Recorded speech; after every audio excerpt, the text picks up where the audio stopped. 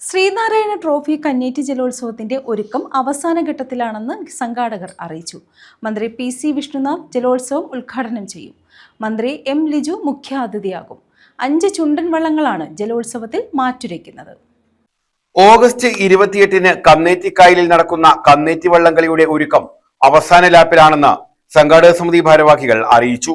ചതയ ദിനത്തിൽ രാവിലെ 8-ന് Karunagappally SNDP union president K. Susheelan പതാക ഉയർത്തുന്നതോടെ വള്ളംകളിക്ക് തുടക്കമാകും. ഉച്ചയ്ക്ക് 2-ന് ജലോത്സവത്തിന്റെ ഭാഗമായി നടക്കുന്ന പൊതുസമ്മേളനം മന്ത്രി PC വിഷ്ണുനാഥ് ഉദ്ഘാടനം ചെയ്യും. മന്ത്രിമാരായ ഷിബു ബേബി ജോൺ, ബിന്ദു കൃഷ്ണ എന്നിവർ വള്ളംകളി ഉദ്ഘാടനം ചെയ്യും. ഇപ്രാവശ്യത്തെ ജലോത്സവത്തിന്റെ പ്രത്യേകത എന്ന് പറയുന്നത് നിശ്ചല സ്റ്റാർട്ടിംഗ് സംവിധാനം നമ്മൾ ക്രമീകരിച്ചിട്ടുണ്ട്.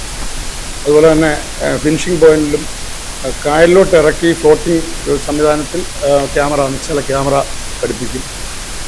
പിന്നെ നെഹ്റു ട്രോഫിയിൽ ഫൈനൽ മത്സരങ്ങളിൽ മാറ്റിവെച്ച 5 പ്രഗത്ഭ ടീമുകളും 5 ചുണ്ടൻ വള്ളങ്ങളും ഇപ്രാവശ്യം നമ്മുടെ കന്നേറ്റി വള്ളംകളിയിൽ പങ്കെടുക്കുന്നു.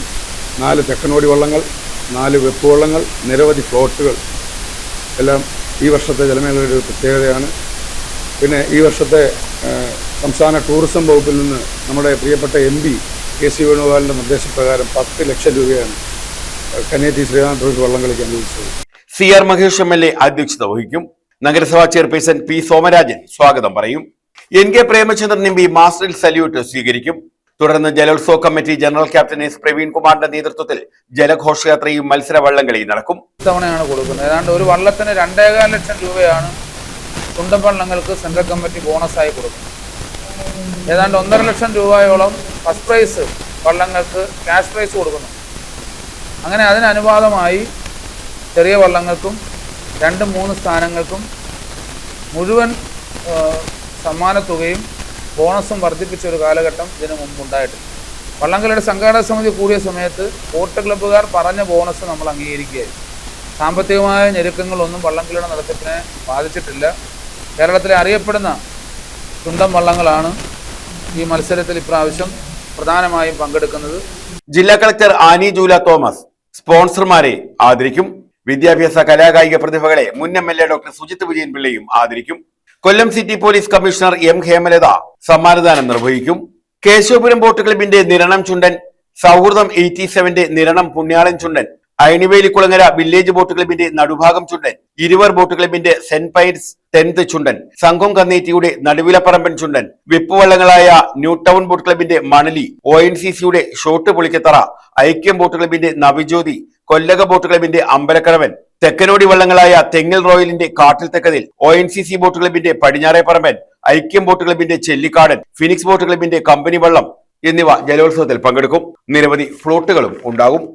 ഈ ജലോത്സവത്തിൽ അതൊരു വലിയ വിജയമാക്കുവാൻ വേണ്ടി ആത്മാർത്ഥമായി പ്രവർത്തിച്ചുകൊണ്ടിരിക്കുക. നഗരസഭാ അധ്യക്ഷൻ എന്ന നിലയിൽ ഒരു പ്രത്യേക കാര്യം പറയാനുള്ളത്, എല്ലാ വർഷവും ഈ ജലോത്സവം കഴിയുമ്പോൾ സമയബന്ധിതമായിട്ട് ചെയ്തു തീർക്കാൻ കഴിയുന്നില്ല എന്ന ഒരു വസ്തുതയുണ്ട്.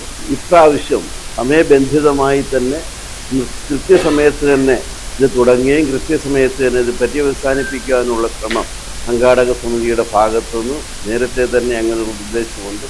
ആ രീതിയിൽ കൃത്യസമയം പാലിച്ചുകൊണ്ട് തന്നെയായിരിക്കും ഇതിൻ്റെ പരിപാടികൾ നടത്തപ്പെടുന്നതെന്ന് ഒരു വിശ്വാസം കൂടി നിങ്ങളെ അറിയിക്കുക.